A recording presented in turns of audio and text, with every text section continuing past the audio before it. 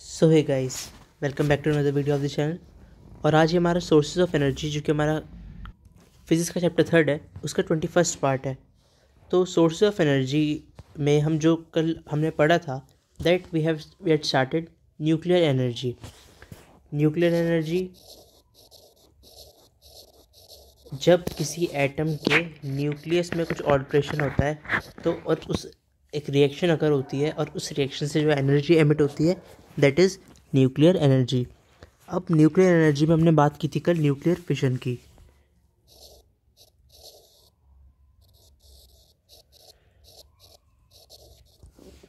ठीक है, तो न्यूक्लियर फिशन हमारी रिएक्शन क्या होती है? न्यूक्लियर फिशन रिएक्शन के हिसाब से जो आपका स्प्लिटिंग अप होता है, फिशन मतलब स्प्लिट होना, splitting up of a nucleus of a radioactive atom into smaller nuclei is known as nuclear fission reaction.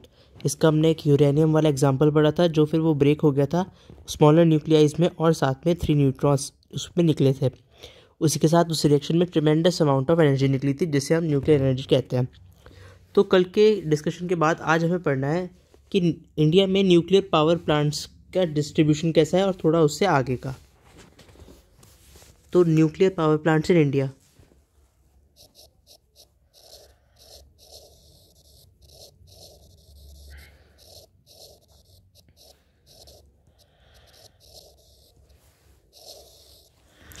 क्या होते हैं nuclear power plants? Nuclear power plant वो होता है जिसमें हीट रिक्वायर्ड होती है हमारी, जिससे हीट रिक्वायर जो होती है उससे स्टीम बने और उस हीट की जो स्टीम है या वेपर्स हैं उससे टरबाइन्स टर्न हो। अब जब टरबाइन टर्न होती है तो जनरेटर जो होता है वो इलेक्ट्रिसिटी जनरेट करता है, इज जनरेटेड। ठीक है, और ये जो पावर प्लांट है जिसमें ये हीट रिक्वायर्ड होती है जिससे हम स्टीम बना के टरबाइन रोटेट करवा सकें, और जिस प्लांट में ये पूरी प्रोसेस होती है और वो होता है हमारा न्यूक्लियर पावर प्लांट्स। मतलब उसमें न्यूक्लियर रिएक्शन अगर करो आपकी,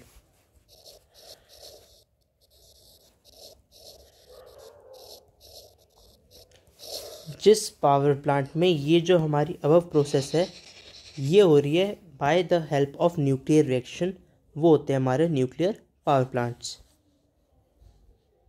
अब न्यूक्लियर पावर प्लांट की पूरी वर्किंग अभी हम एक अलग वीडियो में पढ़ेंगे। पहले आज मैं बताना चाह रहा हूँ nuclear power plants in India. तो इंडिया में क्या डिस्ट्रीब्यूशन है न्यूक्लियर पावर प्लांट्स का? टोटल इंडिया में एट प्रेजेंट हमारे पास 6 न्यूक्लियर पावर प्लांट्स हैं। First, Tarapur in Maharashtra.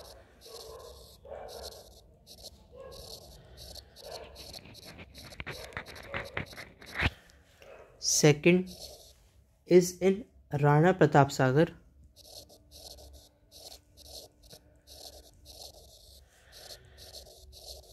यह है कोटा के पास इन राजस्थान। थर्ड, कलपक्कम। ये कहाँ पे है? It is in Tamil Nadu. Fourth, कपरापुर,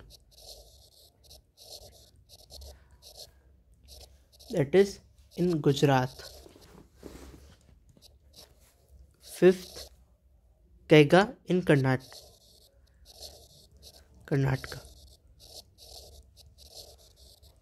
ठीक है, पर अभी हम इसका इतना यूटिलाइज नहीं करते क्योंकि जो हमारी इलेक्ट्रिक पावर प्रोड्यूस होती है उसका सिर्फ 3% आ रहा है हमारा फ्रॉम न्यूक्लियर पावर प्लांट्स। ठीक है, पर कुछ industrialised countries such as France, Germany and Japan etcetera, ये कुछ एग्जांपल हैं। इनकी जैसी कंट्रीज़ में अराउंड 30% या आप कह सकते हो more than 30% of their energy power needs are met due to the help of nuclear power plants. उनकी electric power generally around 30% nuclear power plant से आती है। तो ये डिफरेंस है अभी इंडिया और इन कंट्रीज़ में, और इसी पे हमें थोड़ा वर्क करना पड़ेगा। अभी आपको पता होगा जो मैंने पिछले अभी एनर्जी बताई थी कुछ दिन पहले, दैट वाज जियोथर्मल एनर्जी, उसका भी हमारा रेशो कम है। अभी ओशन थर्मल एनर्जी, ये सब एनर्जीज़ अभी इनके लिए अभी इंडिया में एट प्रेजेंट टेक्नोलॉजीज़ नहीं है कि हम इन्हें ज़्यादा से ज़्यादा प्रोड्यूस करके हार्नेस कर सकें। नेक्स्ट चीज़ जो हमारी आती है दैट इज़ न्यूक्लियर बॉम्ब। ये आप लोगों ने बिल्कुल नाम सुना होगा न्यूक्लियर बॉम्ब का, या फिर एटम बॉम्ब। अभी जो इस समय वर्ल्ड में सिचुएशन है, कभी भी इसका कोई भी कंट्री यूज़ कर सकती है, और जो करंटली अभी हमारा सिचुएशन के हिसाब से रशिया और यूक्रेन में जो वॉर चल रही है, और उसमें भी कभी भी कुछ भी हो सकता है। तो ये नाम आप न्यूज़ में बहुत सुन रहे होंगे, न्यूक्लियर बॉम्ब। ठीक है, तो क्या होता है न्यूक्लियर बॉम्ब? तो न्यूक्लियर बॉम्ब एक हाईली डिस्ट्रक्टिव बॉम्ब होता है that is based upon fission reaction. ठीक है, ये जो न्यूक्लियर बॉम्ब होता है that is based upon fission reactions. ठीक है, और ये जो इसकी फिशन रिएक्शंस होती हैं, न्यूक्लियर फिशन रिएक्शंस, ये होती हैं यूरेनियम 235, जो हमने रिएक्शन पढ़ी थी 235-92 वाली, और प्लूटोनियम 239। ठीक है, अब ये रिएक्शन क्योंकि बहुत ज़्यादा बहुत ज़्यादा एनर्जी प्रोड्यूस करती हैं, तो इन्हें कंट्रोल करना होता है।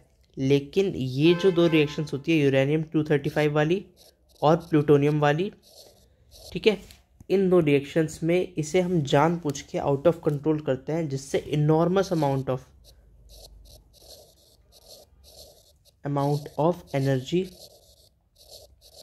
is produced in a very short period of time, very short। ठीक है, ये एनर्जी जो न्यूक्लियर बॉम्ब क्रिएट करता है वो पूरे हर तरफ सिर्फ डिस्ट्रक्शन और डिस्ट्रक्शन ही लाती है। ठीक है, और जो एटम बॉम्ब्स बेस्ड होते हैं फिशन रिएक्शन पे, जो कि 235 यूरेनियम या फिर प्लूटोनियम 239 वाले से होते हैं, वो जापानीज सिटीज़ पे गिर भी चुके हैं। आपने बिल्कुल सुना होगा ये वाला incident, that is of Hiroshima and Nagasaki. ऐसा हो नहीं सकता आपने ना सुना हो, क्योंकि इतने बार ही न्यूज़ में होता है। और आई गेस अगस्त में हुआ था, अराउंड 6-7 अगस्त के आसपास 1945 में, और इनॉर्मस डिस्ट्रक्शन हुई थी इससे, सिर्फ और सिर्फ डिस्ट्रक्शन।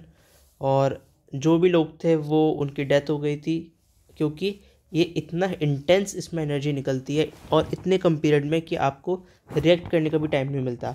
ठीक है, और approximately 1.54 lakh people were killed in this. और 2 अटैक्स थे हिरोशिमा एंड नागासाकी पे रिस्पेक्टिवली, और ये जो इसके आज भी इफ़ेक्ट्स महसूस होते हैं। आज भी कुछ कुछ जो बच्चे होते हैं वहाँ पे, वो कुछ ना कुछ डिफॉर्मिटीज़ के साथ होता है, सब में नहीं, कुछ में। तो ये इतना डिवास्टेशन हुआ था न्यूक्लियर बॉम्ब एक्सप्लोजन से, जो कि हिरोशिमा में हुआ था, हिरोशिमा नागासाकी में, जापान में जो है कंट्रीज़, इन 1945। तो आपको पता चल गया होगा न्यूक्लियर बॉम्ब क्या होता है। ठीक है, हाईली डिस्ट्रक्टिव होता है और based upon nuclear fission reactions of uranium 235 और प्लूटोनियम 239। ठीक है, नेक्स्ट चीज़ हमारी आती है एनर्जी एंड मास रिलेशन।